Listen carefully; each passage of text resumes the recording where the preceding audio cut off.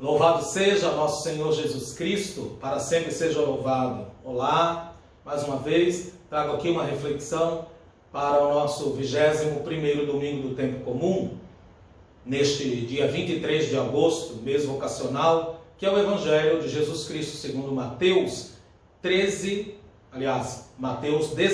de 13 a 20. 16, de 13 a 20, e que diz assim: Naquele tempo, Jesus foi à região de Cesareia de Filipe e ali perguntou aos seus discípulos: Quem dizem os homens ser o Filho do Homem? Eles responderam: Alguns dizem que é João Batista, outros dizem que é Elias, outros ainda que é Jeremias ou algum dos profetas. Então Jesus lhes perguntou: E vós, quem dizeis que eu sou?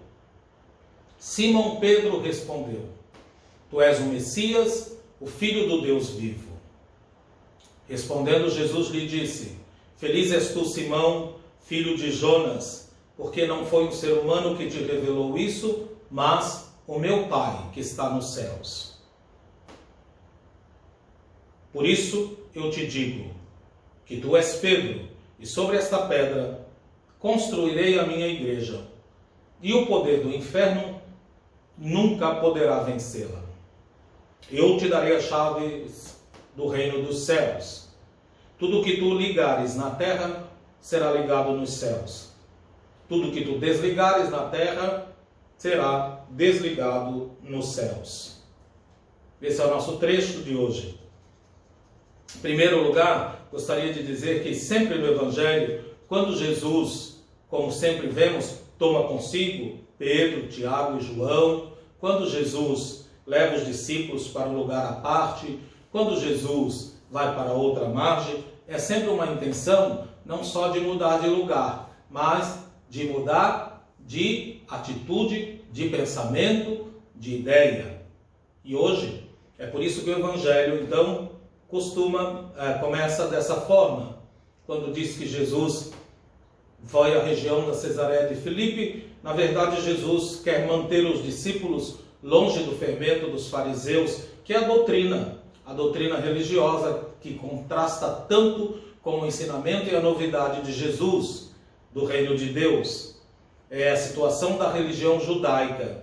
E então Jesus quer afastar os discípulos dessa situação. A região de Cesareia de Filipe está situada no extremo norte do país. Jesus leva para longe, portanto. É uma cidade construída por um dos filhos de Herodes o Grande, chamado Filipe, e é chamada assim, Cesareia de Filipe, para distinguir da outra Cesareia, que é a Cesareia Marítima. Foi chamada de Cesareia de Filipe. Naquela época, a cidade ainda estava em construção.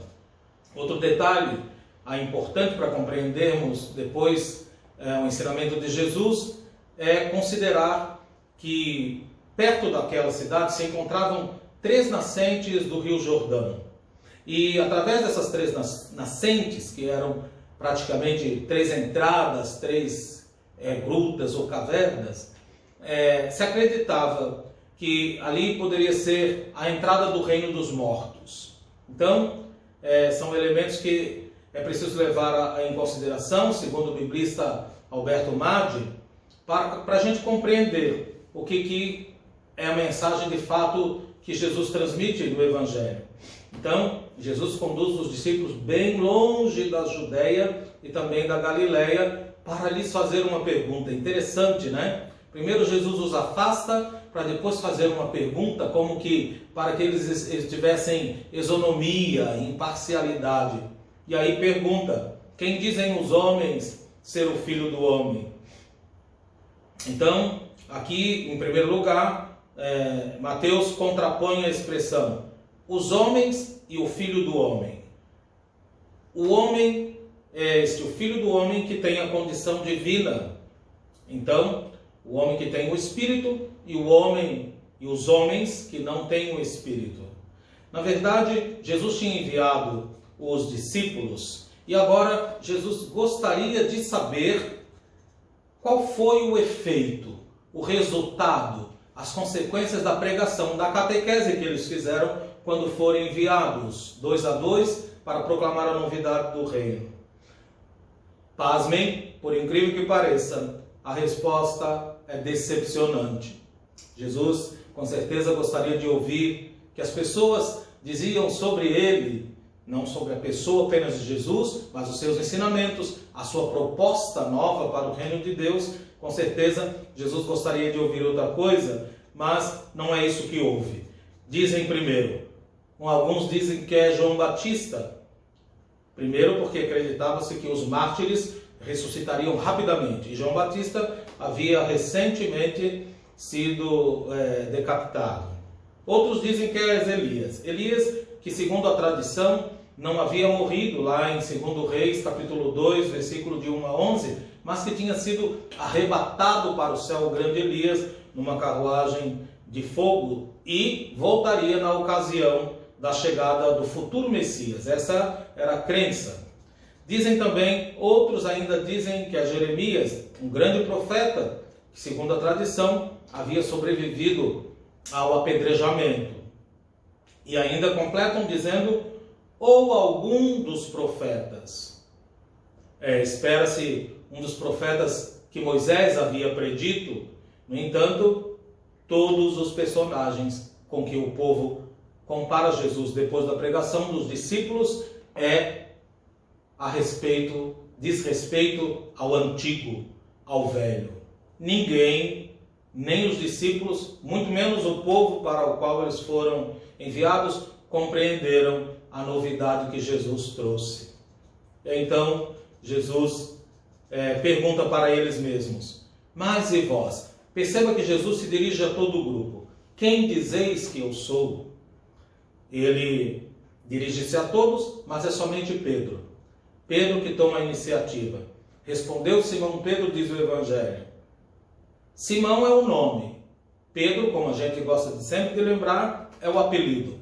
E não é um apelido bonito, é um apelido negativo, porque está sempre ligado à teimosia de Pedro, de cabeça dura como a pedra, difícil de compreender Jesus, que sempre às vezes está em choque, em contradição com Jesus, que significa sempre que quando Mateus apresenta Pedro, Simão e Pedro, há algo em contradição com o anúncio de Jesus. Portanto, é este Pedro que diz, tu és o Cristo, o Filho do Deus vivo. Então, pelo menos um dos discípulos compreendeu uma coisa boa, que Jesus não é o filho de Davi, é o Filho do Deus vivo. Aquele Davi que com violência queria impor o seu reino, o reino de Davi, não é? Mas Jesus, na boca de Pedro, é o Filho de Deus. Literalmente, tu és o vivificante, o Deus que comunica a vida. Jesus, então, diz que Pedro é feliz. Feliz és tu, Simão. Não é Pedro, é Simão que é feliz. Uma primeira parte. Por que que ele é feliz? Aqui ele é associado ao puro de coração. Como nas bem-aventuranças, o próprio Jesus vai dizer, felizes os puros de coração, porque verão a Deus. É como se Pedro, então, estivesse vendo a revelação de Deus em Jesus. Mas aí, nesse ponto ela é feliz. Mas depois Jesus diz que ele é filho de Jonas. E aqui é preciso lembrar que filho na cultura judaica, quando a gente lê na Bíblia, nem sempre é filho biológico, não é? Descendente daquele que nasceu biologicamente, mas é filho porque se comporta como, não é? Jesus semelhou, por exemplo, comparou a semelhança de um dos discípulos ao trovão, tão agressivo que ele era. Aqui Jesus diz que Pedro é filho de Jonas. Não indica que Pedro nasceu de Jonas, porque Jonas não é pai de Pedro, mas aquele que se assemelha ao comportamento de Jonas. Qual é o comportamento de Jonas? Jonas foi o único profeta do Antigo Testamento que fez exatamente o contrário do que Deus havia dito para ele fazer. Lá em Jonas capítulo 1, de 1 a 3, a gente vê isso. Deus diz assim a Jonas, levanta-te e vá para Nínive, a grande cidade e anuncia aí que a maldade dela chegou ao fim. E Jonas faz o quê? Exatamente o contrário. Ao invés de ir para o leste, Jonas embarca no navio e vai para o oeste. Portanto, o extremo oposto do que Deus havia lhe dito. Depois, finalmente, Jonas se converte e vai para Nínive e provoca naquela cidade uma grande conversão. Mas até aqui, filho de Jonas, Pedro é filho de Jonas, porque Jesus quer retratar que o próprio Pedro também é teimoso, que fará sempre o contrário daquilo que Jesus lhe pedirá para fazer. Mas que depois, no fim, finalmente, como todos nós, Pedro se converte e nós também podemos nos converter. E aí Jesus então diz: feliz és tu, Simão, feliz, mas filho de Jonas, que ainda não se converteu, cabeça dura, mas que depois se converterá. Porque não foi o ser humano que te revelou isso, mas o meu Pai que está nos céus. Portanto, Pedro é feliz porque é puro de coração e pode ver a Deus. Nas bem-aventuranças é assim: felizes os puros de coração, porque verão a Deus. E Jesus continua dizendo: e eu te digo que tu és Pedro. O termo grego adotado para Pedro aqui é Petros, que indica um tipo de bloco de pedra, ou uma pedra que pode ser recolhida e utilizada para construir alguma coisa, para uma obra. Jesus então diz: sobre esta pedra. E aqui é bom lembrar, porque eu já percebi que muitos confundem que Pedro é pedra, mas é o feminino, é o masculino, aliás, de pedra. Não, Pedro não é o feminino, o masculino de pedra. Como pedra não é o feminino de Pedro. Mateus usa esse termo grego que indica que é algo bom para a construção, que pode ser utilizado. Então, é aquele mesmo termo que Jesus tinha usado no capítulo 7 deste evangelho para falar da casa construída sobre a rocha. É nesse sentido. Então, o que Jesus diz a Pedro é algo mais ou menos assim: tu és um tijolo com o qual eu posso fazer uma obra. Que bonito, não é? Eu gosto dessa imagem. Sobre esta rocha, que é o próprio Jesus, não Pedro. Esta rocha, a pedra que os construtores rejeitaram, que torna-se a pedra angular. Então, sobre Pedro, que é um tijolinho, sobre esta rocha que é Jesus, vai ser utilizado para construir. Sobre esta pedra edificarei a minha igreja. Aqui, o termo grego eclesia não tem nada de sagrado. É um termo, aliás, que é usado no mundo profano também, indica o conjunto, a assembleia dos que são convocados, os que se reúnem. E aqui, então, para esclarecer, Jesus não pretendia construir uma nova sinagoga na sua época, não, mas uma nova realidade, uma nova aventura bonita, com toda a novidade e sem aqueles ranços da religião, do fermento dos fariseus, do qual Jesus quer afastar os discípulos, e por isso usa esse termo que aqui é totalmente laico, digamos assim. Continua Jesus dizendo: o poder do inferno não prevalecerá sobre ela. Então, não poderá destruí-la. Então, as portas. E aqui, então, lembro que as portas de uma cidade indicavam a sua força, o seu poder de proteger. Não é de fechar, de impedir de que os inimigos entrassem para destruí-la. A porta dos infernos, então, aqui Jesus compara com aquela porta ali da Cesareia de Filipe, aquelas entradas que na mentalidade das pessoas era o reino dos mortos. Então, a cena evangélica, lembra como no início falei, está próximo de uma daquelas grutas que no imaginário popular era uma entrada do reino dos mortos. Jesus diz: a porta do inferno não prevalecerá, o poder dos infernos não prevalecerá sobre ela. Quer dizer, nunca poderá vencê-la. Então, aqui o ensinamento de Jesus, a ideia de que quando uma comunidade é construída sobre a rocha que é Jesus, ela tem ali construído um alicerce firme, não é? Em Jesus, que é o Filho do Deus vivente, portanto, que comunica a vida, e as forças negativas da morte não terão poder sobre esta comunidade. Que bonito! E Jesus continua dizendo: eu te darei as chaves do reino dos céus. E aqui eu lembro que dar as chaves a alguém significa torná-lo responsável pela segurança, como nas portas da cidade, daqueles que estão dentro. Então, como já disse outras vezes, o reino dos céus do Evangelho de Mateus não é um reino nos céus, no além, mas é o reino de Deus. Então, Jesus não dá a Pedro o acesso ao além, como muitas vezes a gente vê que as pessoas entendem. Também não encarrega Pedro de abrir ou de fechar. O que Jesus faz dando as chaves é tornar Pedro responsável por aqueles que estão dentro deste reino, que é essa vida nova, alternativa que Jesus veio propor.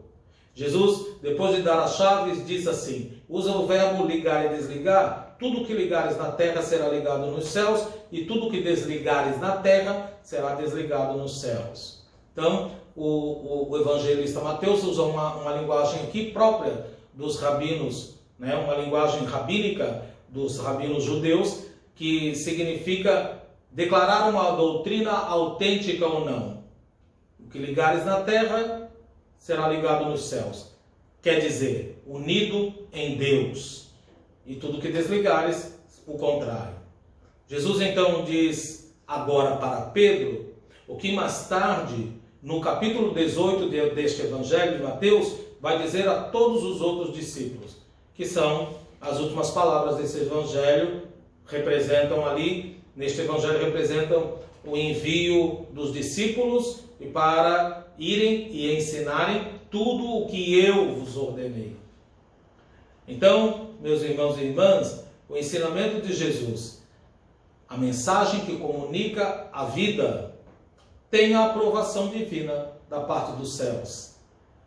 Mas no versículo 20, que não foi usado neste evangelho para este domingo, que deveria ter sido usado, dizia assim que Jesus ordenou aos discípulos que não dissessem a ninguém que ele era o Messias. E quando Jesus ordena isso, significa que há ali uma resistência. Na resposta de Pedro, como falamos, havia uma parte positiva, por isso ele era feliz, enquanto ele reconhecia Jesus como Filho de Deus, que comunica a vida, o Deus vivente. Mas tem uma parte negativa também na resposta. Quando Pedro diz, as pessoas disseram que tu és o Cristo.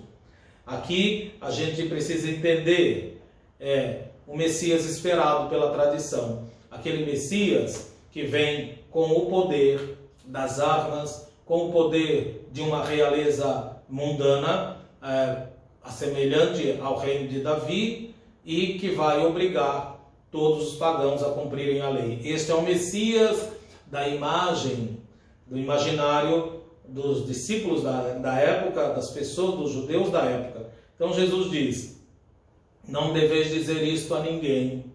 Sempre que Jesus diz, é nesse sentido. Por quê? Porque ele não é esse Messias esperado pela tradição. Jesus é o Messias, é óbvio, mas Jesus é o Messias de uma forma completamente diferente. Não é aquele que vai se atirar lá do alto do pináculo, não é do templo, não é aquele que lá no Tabor vai ficar nas 3 tendas, não é aquele que viria na festa das tendas, não é esse Messias que está no imaginário deles. Jesus não usará o poder, nem a violência, nem subjugará ninguém. A sua única arma será o amor. Jesus não vai usar o poder para subjugar ninguém, muito menos a força, mas vai servir, tirar o avental, se abaixar, lavar e beijar os pés dos discípulos. Ele não é aquele Messias. Portanto, isso vai provocar o conflito com Pedro, como de fato provocou.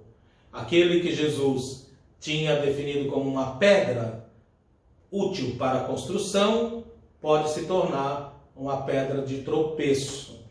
Esta é a grande mensagem de hoje, meus irmãos e irmãs. Para nós fica essa belíssima mensagem de Jesus. Ser uma pedra com a qual Deus possa construir algo.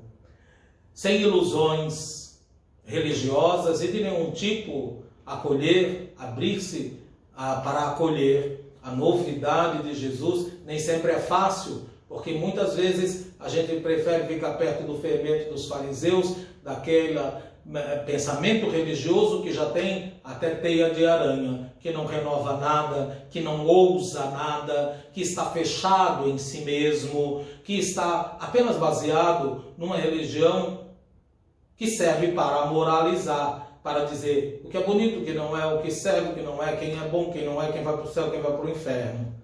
Que nós tenhamos a coragem de nos abrir ao Espírito Santo para que nós compreendamos, acolhamos tudo o que Jesus quer nos ensinar, para que tenhamos de fato a vida que Ele veio trazer a cada um de nós e assim levemos essa vida às pessoas, a quem quer que seja, principalmente quem tem necessidade de ser resgatado nesta vida nova o quanto antes. Louvado seja nosso Senhor Jesus Cristo, para sempre seja louvado.